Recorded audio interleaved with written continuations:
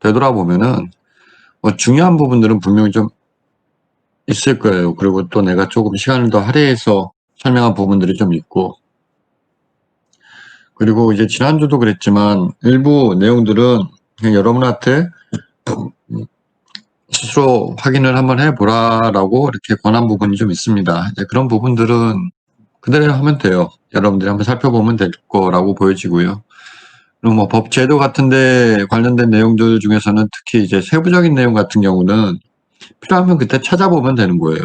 그러니까 그냥 그런 것까지 사실은 뭐 자꾸 외우려고 하고 이제 그러진 않아도 될 것 같다라는 생각이 듭니다.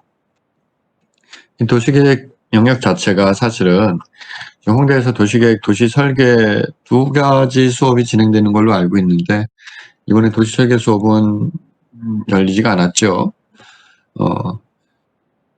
다루고 있는 내용이 여러분도 느꼈겠지만 굉장히 좀 많아요. 광범위하고. 그 많은 광범위하고 많은 그 내용 속에서 또 세부적으로 가지치기를 해서 들어가서 수업을 해도 한 과목, 한 학기 수업을 해야 될 정도의 분량이 있는 과목, 파트들도 분명히 있었습니다. 전체적으로 하지만 여러분들이 도시에 대한 이해를 한다는 차원으로 쭉 한 학기 동안 준비를 했고 진행을 지금 하고 있는 상황이고요. 오늘이 그 마지막으로 도시 재생이라는 부분 굉장히 많이 들었을 겁니다. 여러분들이 굉장히 많이 들었을 텐데 도시 재생 그리고 도시 경관에 대한 내용을 바탕으로 쭉 진행을 하고자 합니다. 쭉 내가 수업을 사실 이제 진행을 하면서 가능하면은 이제 여러분들이 이제 홍대에서 건축을 공부하려고 하는 그 마음가짐을 먹었을 때 많은 학생들이 설계에 대한 니즈들이 좀 크지 않았을까라는 생각을 자연스럽게 하게 됐고, 그래서 실제로 이제 설계하는 과정에서 경험할 수 있는 이야기들을 사실은 틈틈이 좀 해주려고 노력 중인데 그런 게 좀 쉽지는 않은 것 같습니다. 전체적으로 나가야 되는 진도가 또 있고 하다 보니까 분량이 그래서 이제 여러분들 주제 발표를 시작하고 하면은 내가 얘기할 시간은 이제 사실 더 줄어들게 될 텐데 어디까지 가능할지는 알 수 없으나 최대한 여러분들에게 좀 도움될 만한 이야기들을 나머지 한 5주 정도 시험 빼면 이제 4주인데요. 노력을 좀 해보도록 하겠습니다. 여러분들 그 다음 주부터는 주제 발표를 하는데요. 주제 발표를 하는 조원들은 캠을 다 연결해 주세요. 여러분들이 지금 쭉 내가 한 학기 진행해 오면서 실제로 여러분들한테 이제 음적으로 캠을 연결하세요라는 그런 요구는 내가 하지 않았는데, 여러분들이 발표를 하는 발표자 입장에서 이제 수업을 진행한다라고 보면은 당연히 캠을 연결하는 게 맞고요. 그래서 발표하는 조원들은 반드시 3명 또는 4명의 조원들은 캠을 연결하고 발표를 하기 바랍니다. 그래야지 크리틱을 할 수가 있어요. 무슨 말인지 이해되죠, 여러분들? 어떻게 보면은 서로 예의일 수도 있고, 예, 그렇게 생각을 하고 준비를 해주기 바랍니다. 자, 이렇게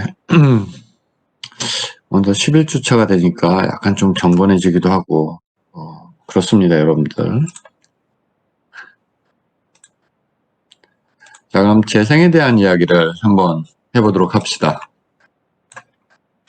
요 지금 준비된 내용은 내가 만든 자료는 아니고요. SH공사에 계시는 도시공간 디자인에 계신 실장으로 계시는 이제 김혜정 실장님이 만드신 자료를 지원을 받은 겁니다. 특히 나도 이제 개인적으로 이제 강원대학교에서 근무를 하면서 도시재생에 대한 관심을 사실 많이 가지고 있고, 개인적으로는 우리 학교에 도시재생을 가르치는 대학원 과정도 몇몇 교수님들과 이제 의견을 모아서 이제 만들기도 했어요. 그래서 실제 운영하고 있는데요. 하도 전국적으로 많은 매스컴에서 이제 도시재생에 대한 이야기를 굉장히 많이 하고, 그리고 또 중요한 거는 어떻게 보면 여러분들 관점에서 중요하게 볼 수 있는 부분은 이 도시재생이라는 영역 안에 건축의 전문성을 가지고 있는 건축가가 들어와서 하는 역할이 적지가 않아요. 실제 과거에 이제 도시재생이라고 좀 나올 텐데 하면은 실제로 건축과 도시 환경 위주의 어떤 환경 개선 위주의 사실은 이제 그런 접근이었다라고 본다라면은 지금 우리 주변에서 일어나고 있는 여러 도시 재생에 대한 화두 그런 내용들을 들여다보면은 실제로 건축 도시에 국한된 게 아니라 인문학적이고 사회학적이고 인류학적이고 또 한편으로는 그러다 보니까 이제 사회복지에서 한참 굉장히 오랫동안 해왔던 사회 경제적 조합 그런 주민들이 중심이 돼서 조합을 만들고 조합이 어떤 공동체의 핵심 기능을 할 수 있는 환경을 가져가고 거기서 계속 이렇게 확장해가는 그런 노력들을 실제로 이제 현재 도시재생 현장에서는 굉장히 많이 하고 있어요. 그런데 실제로 도시재생이라는 게 그래 지금 한 2달쯤 됐나요? 대통령이 나와서 그린 뉴딜이라는 것도 발표한 바가 있는데 실제로 그 안에서 이렇게 컨텐츠들을 들어가다 이렇게 보면은 실제로 기존의 우리 사회에서 일어나고 있는 많은 프로젝트와 관련된 내용들을 실제로 하나의 그 도시재생이라는 틀 안에 사실은 묶어놓은 듯한 느낌도 많이 받는다라는 거예요. 이제 정책의 입장에서 이제 그렇게 접근한 거라고 볼 수 있겠는데 실제로 그렇다면 현장에서 도시재생이라는 부분들이 어떻게 인식되고 적용이 되고 있는지는 우리가 오늘 수업을 통해서 좀 진지하게 고민을 해봤으면 좋겠어요. 한번 좀 살펴보도록 합시다.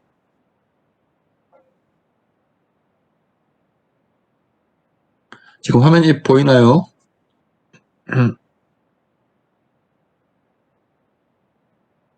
네. 가끔 화면에 안 보이는데 혼자 떠들어가지고. 좋습니다. 대략 한 요 정도의 흐름으로 설명을 할 거고요. 실질적으로 요 관계되는 배경이 되는 이야기라든가 그런 내용들은 내가 틈틈이 관련된 내용들을 설명을 추가적으로 해줄게요. 자, 도시재생 정책의 흐름과 이해라고 되어 있는데요. 기본적으로 이제 도시재생 정책이 어떻게 오늘까지 이어져 왔는지에 대한 내용을 좀 살펴보고자 합니다.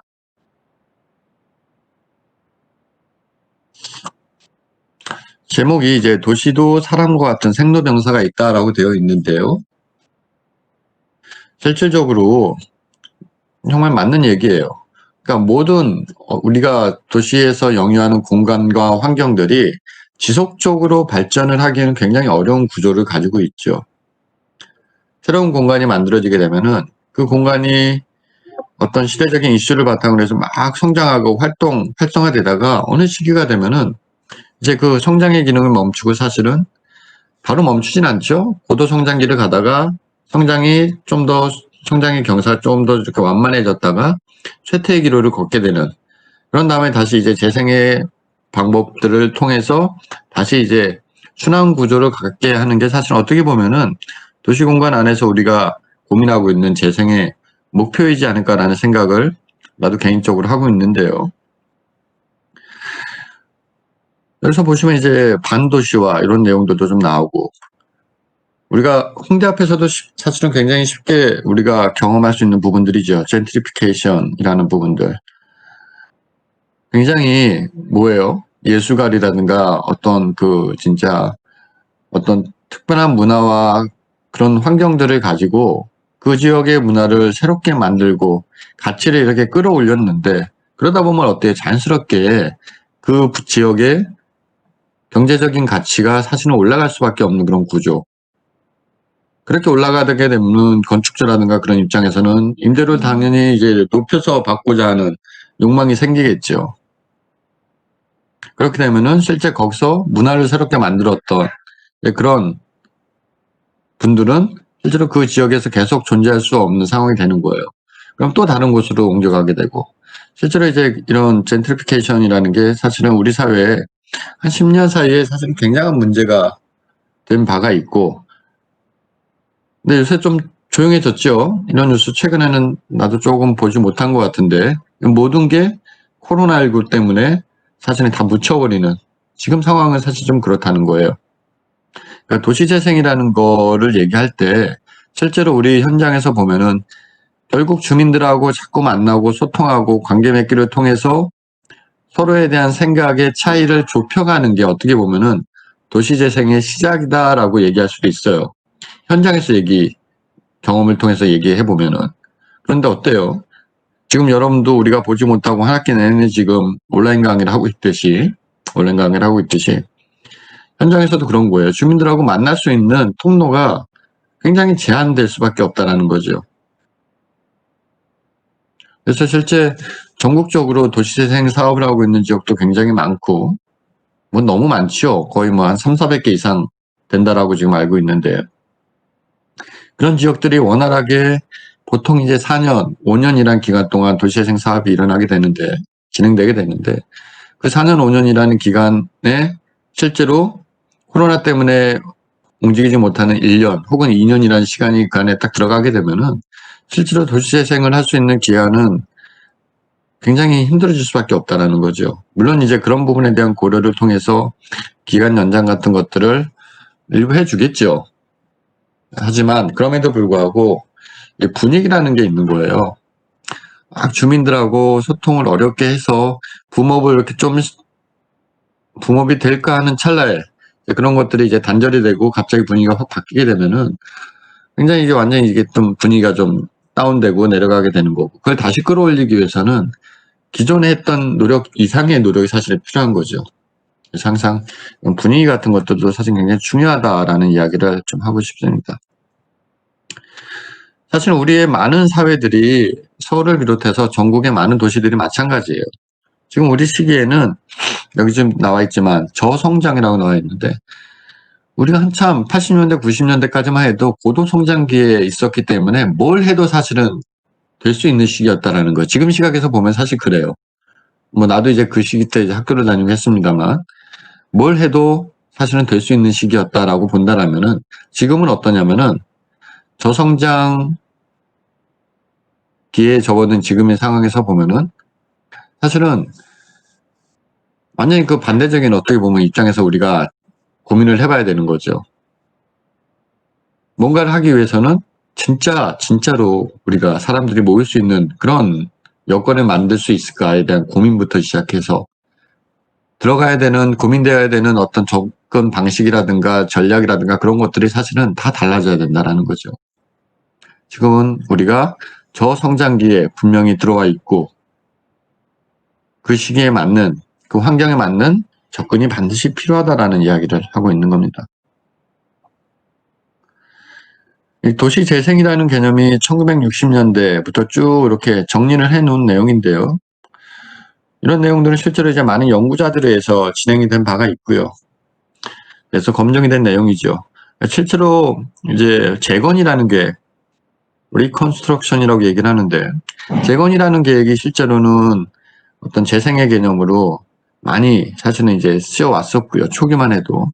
그런 게 재활성화에 대한 개념, 그리고 갱신이라는 개념, 그리고 재개발이라는 개념, 그리고 오늘에 와서 재생이라는 개념으로 우리가 쓰고 있다라는 겁니다. 실제로 그렇게 설명을 듣기로 했어요. 내가 여러분들 같이 공부하는 그 시기 때 이제 뭐 이렇게 배웠던 기억을 좀 더듬어 보면은, 이제 이런 재건과 재활성화를 비롯한 이런 일련의 단계별로 이루어지는 이런 과정들이 그때만 해도 정립이 잘 안 돼 있었기 때문에 이 모든 걸 그냥 통틀어서 재생이라는 개념으로 사실은 이렇게 설명을 들었던 적도 사실 있습니다. 그러면 이제 이런 부분들이 어떻게 보면 시대의 상황, 그리고 도시 환경을 개선하는 근본적인 방식, 접근 방법 등에 따라서 분명히 이렇게 차이가 있다라는 겁니다. 그리고 거기서 가장 또 중요한 것 중에 하나는 도시재생 사업의 주체가 되는 부분. 실제로 저기 재개발 영역까지 그때는 이제 주민 동의 같은 것들을 반드시 받았기 때문에 조금 더 이제 주민 참여의 폭이 좀 넓어지긴 했습니다만, 지금의 재생 개념으로 오기 전까지는 대부분이 관 주도의 어떤 재생의 방식으로 대부분의 사업들이 이루어졌다라는 거예요. 하지만 지금은 중요한 게, 그러니까 주민이 주도가 되는, 중심이 되는 재생의 개념을 해야 된다라고 당연시 하고 있는 분위기고요. 그렇게 가기 위한 노력을 사실 무던히 하고 있는 겁니다. 근데 그러다 보니까 어때요? 굉장히 어려워지는 거예요. 사업을 실제로 운영하는 입장에서 보면은. 실제로 관에서 중심이 돼서 전문가들과 이렇게 쭉 해서 진행하게 되면 주민들이 따라오게 하면 되는 구조. 지금까지 그랬다라는 거죠. 근데 그러다 보니까, 그렇게 해오다 보니까, 물론 이제, 지난번에 우리가 잠깐 봤던 뭐, 록봉길 같은 경우도 사실은 재생이라는 개념으로 뭐, 꼭지로 분류돼가지고 이제 배웠던 기억도 좀 있습니다만, 그런 모든 것들이 효과는 확실하게 나타나죠. 그러다 보니까. 그런데 뭐가 문제냐면은, 항상 이제 재개발 재건축에서도 문제가 되는, 실제 그 지역에 거주하고 있던 사람들에 대한 고민, 이제 그런 게 이제 사실은 상당 부분 빠져 있었다는 거죠.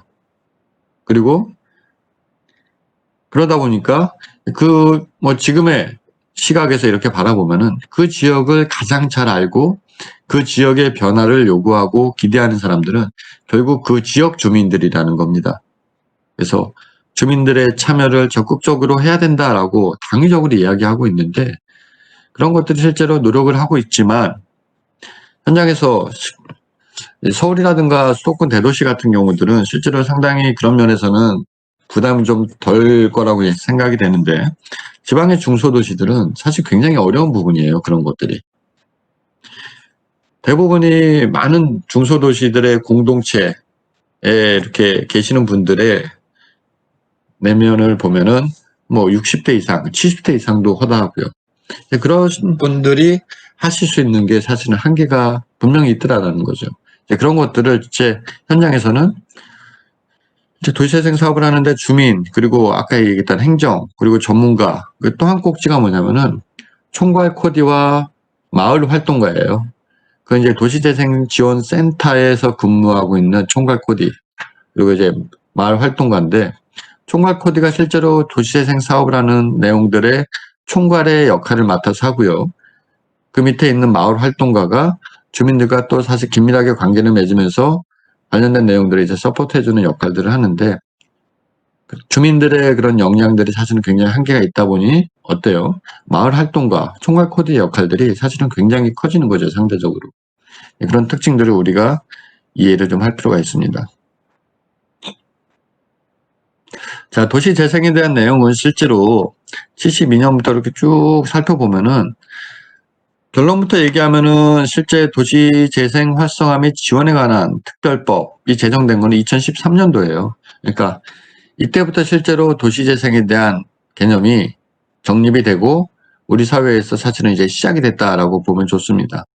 그리고 15년에 이제 기금법이 제정이 되고 문재인 정부 들어서 도시재생 뉴딜 정책이 시작된 게 2017년이죠. 17, 18, 19, 20. 이미 이제 한 4년 정도 다 돼 가죠. 네, 그러다 보니까 실제로 굉장히 이제 고민들이 많은 걸로 보여져요. 뭐냐면은 우리 대통령 임기가 이제 5년인데 굉장히 의욕적으로 도시재생 뉴딜 사업에 대한 거를 시작을 했고 거의 1년에 5조 정도를 투입을 하는 개념으로 지금 사업을 가져가고 있는데 성과에 대한 부분이 사실은 굉장히 고민이 되는 걸로 알고 있고요. 그러다 보니까 이제 현장지원센터나 도시재생지원센터 쪽에 푸시가 이제 많이 가고 있는 게 요즘의 모습이다라고 느끼고 있습니다. 실제로 여기서 보면은 문재인 정부 당시에 도시재생 뉴딜 정책을 통해서 뉴딜 사업을 하고 있는데요. 그 뉴딜 사업은 5개의 꼭지로 이루어져 있고요. 그 내용 이제 뒤에서 이제 설명 좀 드릴게요. 그거하고 별도로 하나 또 계속 하고 있는 게 이 박근혜 정부 때부터 진행됐던 샛들마을 사업이라는 게 있어요. 그것도 결국 이제 도시재생 뉴딜 사업과 굉장히 유사한 기능을 하는 사업인데 그 사업도 사실은 지금 현장에서는 같이 이루어지고 있다. 유일하게 전 정권에서 하고 있던 사업을 받아준 거죠. 물론 이제 뭐 균형발전위원회 뭐 여러 전문위원들이 그 필요성을 계속 얘기했고요. 그렇기 때문에 이제 다시 살아난 개념이다라고 보면 좋겠습니다. 보면은 뭐 73년도에 산업기지 개발촉진법이 만들어지고 81년도에 도시계획법이 제정되면서 89년도에 일기 신도시 이런 것들이 쭉 이어져 왔다라고 얘기하고 있습니다. 택지개발촉진법이 제정된 게 이제 80년이죠. 그렇게 해서 그걸 배경으로 만들어진 단지가 과천 신도시의 개념이었고요. 이런 내용들이 실질적으로 법제적으로 우선순위가 있을 것이고요. 우선순위를 통해서 관련된 내용이 집행된 내용 정도로 이 흐름을 이해를 하고 있었으면 좋겠습니다. 근데 실제로 이제 여기까지 여기 이제 혁신도시법 2007년도 요 내용도 나와 있는데요. 여기까지가 어떻게 보면은 여기까지요. 외곽, 도시를 기준으로 봤을 때 도시 외곽의 어떤 신개발을 만들어낸 신개발 지역을 개발하는 그런 관점에서 바라봤던 내용이고요. 요 최근으로 이제 올수록 도시재생을 통해서 기성 시가지 내에 노후되고 버려져 있는 공간들에 대한 관심들을 다시 갖기 시작하는 거예요. 지난 시간에 얘기를 했던 것 같은데 이제 그런 문제점들, 그러니까 이렇게 이분법적으로 볼 수 있는 것, 이게 사실은 나는 좀 안타까운 부분인 거예요. 지난번에 이제 진주 혁신도시 관련돼서도 뭐 내가 얘기를 좀 길게 했던 걸로 기억을 합니다만, 이제 도시 공간들이 실제로 공간별로 필요로 하는 그런 고민과 이제 그런 것들이 반드시 필요한데, 이렇게 외곽과 어떤 도시 내부의 재생에 대한 개념으로 구분할 수 있는 이런 흐름 자체도 사실은 좀 안타까운 거죠. 자, 도시재생의 정의라고 돼 있는데요. 학문적 정의라고 설명되어 있는 내용 한번 볼까요? 문제 해결이 필요한 지역을 종합적인 비전과 처방을 통해서 물리, 환경, 사회, 경제적 여건을 지속적으로 개선하는 것이다라고 얘기하고 있습니다. 도시 문제를 이제 해결하는 것이지요. 법적인 차원에서 보면은 인구의 감소, 산업 구조의 변화, 도시의 무분 변화 확장과 주거 환경의 노후 등으로 쇠퇴하는 도시를 개선하는 것, 그리고 경제, 사회, 물리, 환경적으로 활성화시키는 것이다라고 이야기를 하고 있습니다. 이제 이걸 좀 어렵게 이제 설명을 한 것이고요. 이건 이제 도시재생 활성화 지원법에 이제 관련 담겨져 있는 내용인데요. 그렇다면 도시재생의 시작은 무엇이냐라고 보면은 우리가 현장에서 이제 조금 이제 현장 지원 센터가 아니라 현장에서 또 도시재생 교육을 굉장히 많이 하고 있거든요. 나도 이제 강원 지역에서 한 번씩 하고 있습니다만, 공통적으로 하는 얘기 중에 하나가 결국 도시재생이라는 개념 자체는 어떻게 보면 배려에서부터 시작이 된다라는 이야기를 항상 많이 합니다. 그러니까 이웃하고 있는 주민들의 이야기를 들어줄 수 있는 마음가짐 같은 것들이 굉장히 중요한 거예요. 그리고 당신이 먼저 한번 해보라는 그런 어떤 배려에 대한 부분들, 그런 것들이 사실은 기본이 되어 있지 않으면은 굉장히 좀 어려운 구조를 갈 수밖에 없는 거죠. 그래서 이 도시재생 사업을 할 때 중요하게 이제 고민하고 있는 그 시작점이 뭐냐면은 지역 공동체 활성화에 대한 부분이에요. 그러니까 결국에는 사람들이 모여서 그 마을 주민들이 모여서 마을 주민들이 기대하는 마을의 미래상을 만들기 위한 고민을 해가게 되고, 그러다 보면 그 마을이 가지고 있는 여러 가지 문제와 고민거리들이 나오겠죠. 그리고 그것들을 마스터 플랜이라는 계획 도면에 담아서 계획 안에 담아서 하나씩 풀어가는 것. 쉽게 얘기하면 사실은 이제 그런 부분이거든요. 그러다 보니까 주민들의 의지가 사실은 굉장히 클 수밖에 없고요. 그런 노력들이 도시재생하는 기간 동안 사실은 상당 부분을 차지할 수밖에 없다라는 겁니다. 우리가 이제 도시의 어떤 이야기를 하면은 뭐 영국의 이야기를 빼놓을 수가 없는데, 산업혁명기부터 시작해서 어떻게 보면 우리 사회에서 경험하고 있는 많은 어떤 도시의 패러다임이라든가 어떤 그런 내용들을 먼저 경험했고 또 선도하고 앞서가고, 사실 이제 그런 데가 이제 영국일 겁니다. 영국 같은 경우도 사실은 런던 같은 경우도 실제로 이제 많은 시가지 내에서 뿐만 아니라 이제 외곽에서도 그렇습니다만 도시 재생에 대한 과정들을 쭉 거쳐왔다라는 거예요. 여기는 이제 코벤트 가든이라든가 테이트 모던 같은 경우는 2000년에 이제 만들어지게 되는데, 방치되는 화력발전소를 활용해서 명소화로 만든 그런 대상이 되겠죠. 그리고 런던 우측에 있는 구도심 지역에 금융 중심지를 이제 만든다던가. 뭐 여기서 나와 있지 않지만은 어때요? 그 수업 시간에도 얘기했던 밀레니엄 빌리지가 있는 그 지역도 사실은 도시재생을 통해서 사실은 이제 개발이 된 그런 지역이다라고 우리가 알고 있죠. 실제로 지금 우리가 도시재생 사업에 대한 내용들을 쭉 제도적으로 쭉 가져가고 있는데 지난 4년 동안 굉장히 어떤 그 절차적인 부분이랄까요? 그런 부분에서 시행착오를 굉장히 많이 겪고 있고요. 요 내용에서는 사실은 이제 이 PT에는 그 내용은 좀 빠져 있습니다만 실제로 이제 많은 부분들이 영국에서 쭉 진행되어 왔던 것들을 우리식으로 바꿔서 가고 있는 어떻게 보면 이제 그런 흐름들이 상당히 많이 보입니다. 어떤 리스크에 대한 부분들을 최소화하기 위한 어떤 선택일 수도 있겠죠. 자, 그렇다면은 제가 이제 아까 앞서 과거의 도시재생이라는 개념, 그걸 이제 좀 더 구체적으로 얘기하면은 어떤 정비 사업이라고 사실 얘기하는 게 맞을 거예요. 그리고 지금 우리가 하고 있는 도시재생에 대한 차이는 과연 뭔지 한번 좀 살펴보도록 할게요. 이제 주체, 대상, 방식으로 이제 구분할 수 있겠는데요. 주체는 과거는 그렇죠. 토지, 건물, 소유자가 중심이었다라는 거예요. 개발 이익에 관심이 있다라는 것. 반면에 거주자 중심의 지역 공동체가 주체가 돼야 된다라는 거예요. 그리고 자력 기반을 확보하고 지역 활성화에 관심을 갖고 있다라는 거예요. 근데 이런 것들이 근데 헷갈리죠. 지역 주민들 입장에서는 헷갈립니다. 이왕이면은 자력 기반 확보 및 지역 활성화에 관심을 갖는 것도 좋은데 이왕이면은 이 도시재생 사업을 통해서 내 집 앞이 좋아졌으면 좋겠다. 근데 그런 모습들을 그런 욕심들을 많은 분들이 사실은 가지고 있다라는 거예요. 그러다 보면 사실은 이제 그 공동체란 어렵게 만들어 놓은 지역 공동체에 대한 개념이 굉장히 해치게 되고 깨지게 되고 심지어는 그럼 이제 그런 사업들이 좌초되게 되는 이제 그런 고민들도 우리가 하게 되는 거죠. 그런 경우들이 되게 많아요. 이게 보통 이제 뭐 작은 사업이라고 할지라도 100억 가까운 돈이 사실은 예산이 집행이 되는 부분이다 보니까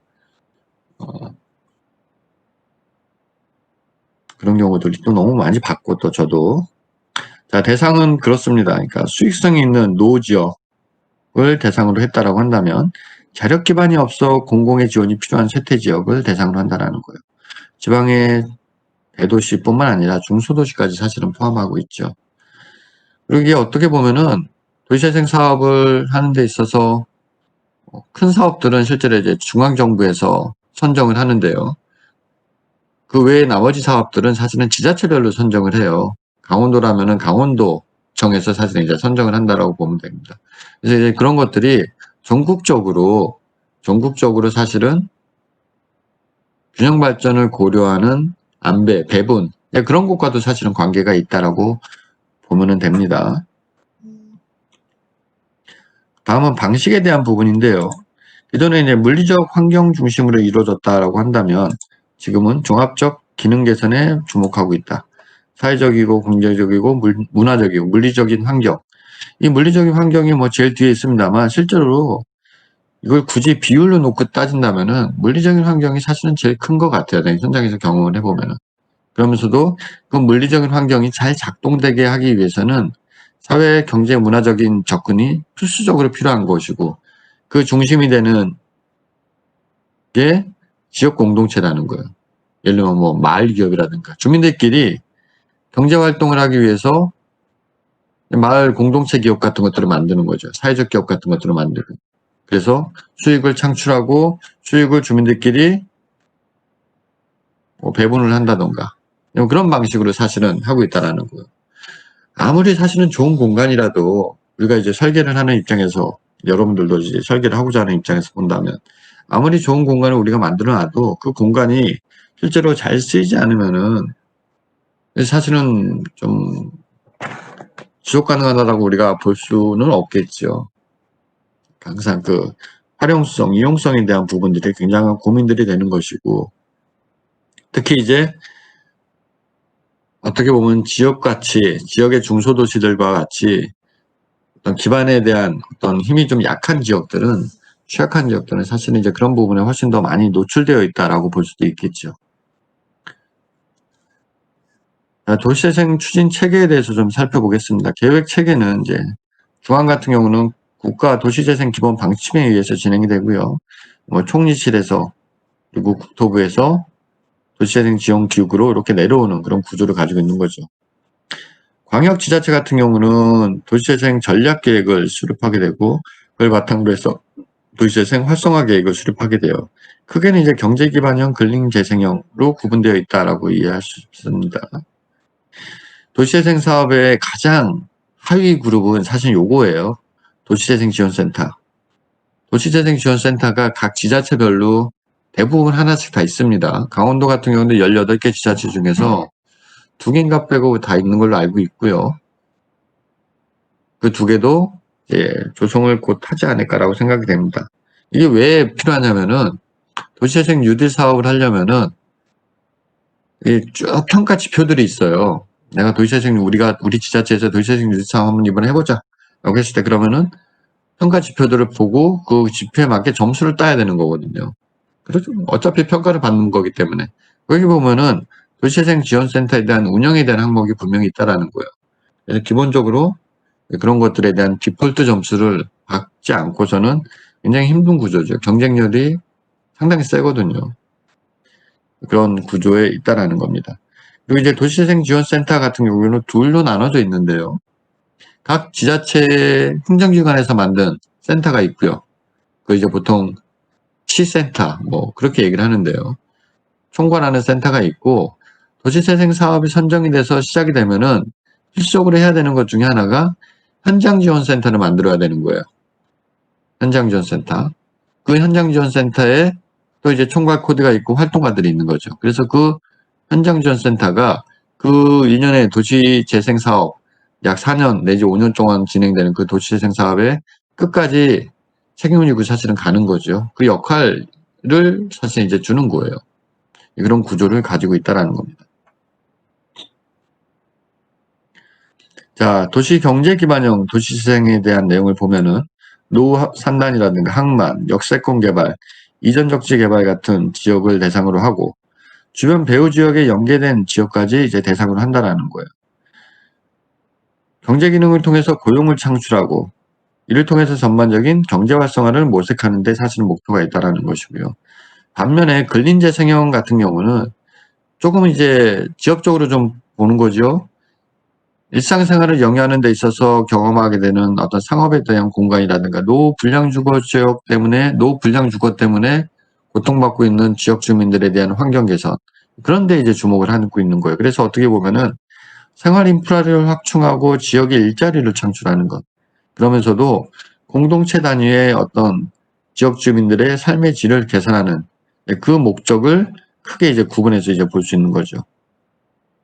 2014년도에 이제 도시재생 선도지역이 지정되게 되는데 이때 이제 도시재생 뉴딜 사업이 시작된 거죠. 경제기반형이 당시 이제 2개였고요. 근린재생형이 11개입니다. 전국적으로 이제 다 고루 분포를 사실은 하고 있습니다. 이제 이런 사업들이 2014년도니까 자, 여러분들 2014년에서부터 지금 2020년이니까 이제 5년, 6년 정도 이제 된 거죠. 그러다 보니까 이제 요 초기에 선도지역으로 선정돼서 진행했던 사업들에 대한 평가들이 이렇게 막 이루어지고 있습니다. 강원도 지역을 보면은 태백에서 폐철도, 탄광 도시 정체성 이런 것들을 사실은 했는데 그 평가는 여러분들 찾아보면 바로 나올 겁니다. 절대적으로 뭐냐면은 강원도 지역 같은 경우도 그렇고 사실은 전남도 비슷할 거라고 예상이 되고요. 그런 지방 도시들 같은 경우를 보면은 절대적으로 사람이 부족하기 때문에 이 접근 방식이 본질적으로 좀 달라야 될 필요가 분명히 있다라는 거예요. 아까도 얘기했지만 아무리 좋은 환경을 만들어 놔도 그 지역 그 공간을 찾는 사람들이 사실은 없으면은 그 공간은 그 쓰임 자체가 굉장히 제약될 수밖에 없겠지요. 그런 부분에 대한 고민들이 어떻게 보면 좀 간과되어 있는 부분도 분명히 좀 있다라고 생각을 합니다. 2016년도에는 이와 같은 지역들이 선정됐죠. 항상 여러분들 보면 알겠지만 이렇게 지역별로 어느 정도의 안배를 분명히 합니다. 얘기했지만 지역의 어떤 균형적인 발전을 도모한다는 차원에서. 자, 서울 같은 경우 한번 좀 구체적으로 좀 봅시다. 서울의 주거지 현황은 서울도 사실은 이제 공동주택 위주의 주거 환경으로 상당히 많이 이제 옮겨가고 있고요. 특히 이제 그런 과정에서 나타나는 문제점들, 과거에 이제 정치권들에 기대어서 뉴타운 사업을 적극적으로 하려고 했던 그런 기초 지자체가 이제 굉장히 많았고, 그러다 보니까 뉴타운 지역으로 지구 설정이 돼 있는데, 그러려고 보니까 사업을 뭐 개인이 재산권 행사를 한다든가 그러기 굉장히 어려운 거죠. 그런 부분들의 그런 지역의 상당 부분들을 뉴타운 해제 지역으로 해서 재생의 관점에서 사실은 이제 접근을 하는 그런 얘기를 지금 하고 있는 겁니다. 서울의 전체 면적이 한 605제곱킬로미터 정도 되는데요. 시가와 지역이 한 366 정도 된다고 하고 있죠. 그 중에서 주거 지역이 실제로 313제곱킬로미터로 한 85%에 이른다는 거예요. 아파트하고 도로, 그리고 저층주거지를 구분해 놓고 봤을 때 이제 저층주거지가 그 중에서도 134제곱킬로미터 정도 된다는 거죠. 여기서 우리가 저층주거지라고 얘기하는 거는 뭐냐면은 그 안에 대부분이 다 들어가 있는 내용인데 실제로 어떻게 보면은 뭐 한남동 일부 지역이라든가 뭐 남산기슭이라든가 성북동 지역이라든가 이렇게 고급 빌라 주거 위주의 저층 주거 지역들은 사실은 별로 그렇게 꽤 공공에서 고민할 수 있는 여지들을 뭐 굳이 가질 필요가 없다라고 볼 수도 있어요. 뭐가 가장 중요한 어떻게 보면은 공공의 입장에서 관의 입장에서 이제 고민되는 부분이냐면은 이제 중산층 이하의 저소득 계층인들이 주로 거주하고 있는 주거 밀집 지역들이 좀 있습니다. 서울시에도 항상 사실 굉장히 많은데 그런 부분들에 대한 고민들을 사실은 굉장히 많이 가지고 있는 거죠. 그래서 도시재생 유지 사업이 그런 지역에 들어가는데도 이제 그 지역을 선정하는데도 사실은 이제 그런 어떤 그 거주하고 있는 사람들의 어떤 뭐랄까요 소득 계층이라든가 그런 수준들에 대한 부분들 굉장히 오랫동안 고민을 하고 있다라는 겁니다. 실제로 이제 서울이라는 지역을 놓고 봤을 때 인구 사회적인 측면에서 보면은 사회 취약계층이 증가하고 있고 인구는 감소하고 있고 또 그분들이 이제 고령화되고 있는 양상들은 분명히 나타나고 있다는 거예요. 한편 또 산업 경제적인 측면을 보면은 어때요? 사업 채수 및 소득이 저하되고 지역 활력이 이로 인해서 감소되고 있다는 겁니다. 그리고 물리적인 환경 측면에서 보면은 주거 환경이 악화되고 있다. 생활 편의시설이 부족해짐에 따라서 그러니까 여러분 그 도시재생 유지 사업을 하려면 사실은 인구 고령화 지수, 산업체 감소 지수, 그리고 주거의 공태가의 비율, 그 일정 지역 안에서 이 세 가지가 사실은 도시재생 사업을 이렇게 지원하기 위해서는 이게 갖춰줘야 되는 거예요. 그냥 막연하게 이런 세 가지 개념이 중요하다가 아니라 실제로 이 개념들을 지수화해서 제시를 해야 되는 거죠. 그러면은 이 뭐 지역이 일단은 기본 조건이 충족되는 거예요. 이 세 가지 조건이 다 갖춰진다고 해서 무조건 도시재생 사업을 하는 게 아니라 이 세 가지 조건이 갖춰지면은 기본 도시재생 뉴딜 사업을 지원할 수 있는 어떻게 보면 자격 요건이 되는 거죠. 이런 부분들을 사실은 이제 빅데이터 분석을 해가지고 사실 이제 도출할 수 있는 그런 과정들이 지금 다 이루어져 있죠. 자, 열악한 주거 환경, 사고 및 범죄 증가, 생활 편의시설이 부족한 문제점들. 이런 게 이제 주로 이제 노후 주거 지역에서 우리가 경험할 수 있는 부분들이죠. 뭐 도로 주차 공간이 워낙에 부족하니까 도로 양측에 이제 주차를 해놓는 경우도 이제 허다하고요. 그러다 보니까 이제 불가분하게는 교통사고 같은 것들이 발생할 수도 있죠. 방범, 치안에 대한 문제, 어린이 편의 공간에 대한 부분들 계속 고민되는 부분입니다. 그리고 아까 얘기했듯이 젠트리피케이션 같은 어떤 그런 사회적인 문제점들, 커뮤니티의 단절에 대한 문제점들 이런 거예요. 이런 그 가로에서도 보면은 실제로 가로 공간 차원에서 보면은 여러분들 굉장히 많이 볼 겁니다. 다세대 다가구 주택들이 이렇게 쭉 밀집되어 있으면서 1층은 어때요? 전부 다 이제 필로티 구조로 되어 있다 보니까 가로의 어떤 보행 환경 차원에서 보면은 사실은 굉장히 삭막한 가로가 될 수밖에 없는 거예요. 이런 주거의 건축 타입들이 사실은 여전히 늘어나고 있는 추세이고요. 우리 도시공간 안에서는 이런 취약계층, 이게 이제 지방 중소도시뿐만 아니라 서울도 마찬가지라는 거예요. 이런 취약계층의 거주 환경에서 생활하는 사람들도 여전히 많다라는 거예요. 그리고 어때요? 노령자, 독거노인, 그것도 굉장히 많이 증가를 하고 있죠. 이런 부분들이 실제로 도시재생 사업을 해야 되는 어떤 그런 관점에서 이제 접근이 되는 거죠. 지난 우리 사회는 실제로 세계 도시 경쟁력 순위가 이제 6위까지 이제 올라와 있다라고 얘기를 하는데요. 아무튼 대단한 나라입니다. 우리 사회가 크지 않은 그런 규모임에도 아무튼 똘똘 뭉쳐서 경제 성장을 이룬 게 아닌가라고 생각을 하고 있고요. 예, 그런 과정에서 실제로 우리 주변에서 이런 도시 재생과 유사한 기능을 하는 공공의 어떤 도시 환경 개선을 통해서 삶의 질을 높일 수 있는 노력들이 그동안 쭉 있어 왔다라는 거예요. 재개발 재건축이 가장 대표적이죠. 주거지를 재생했다라는가. 산업단지를 재생하는 개념.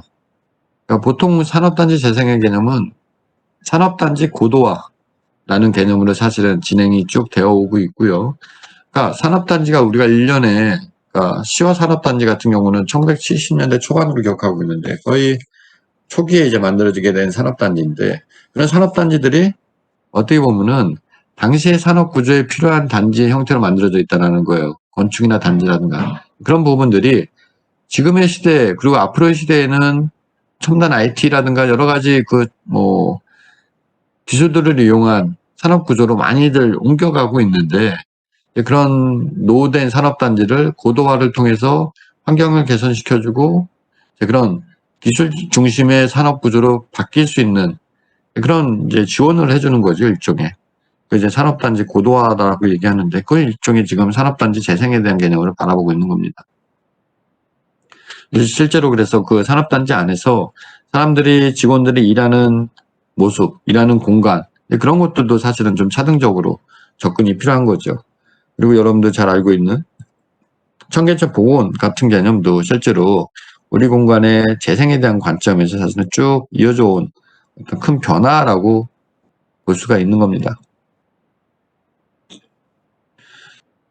그럼에도 불구하고 우리 사회에 아직 많은 부분들이 소외된 사람들도 많고 아직도 이웃에 대한 소통이 어려운 적도 굉장히 많습니다.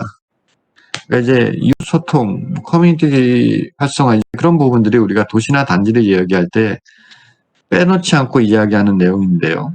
그러니까 결국은 그 지역이 활성화되려면은 지역 주민들 간의 관계를 증진시키고 그분들이 생각하는 어떤 그 아이디어와 마을의 비전을 끌어낼 수 있는 그런 환경적인 게 반드시 필요하다라는 거예요.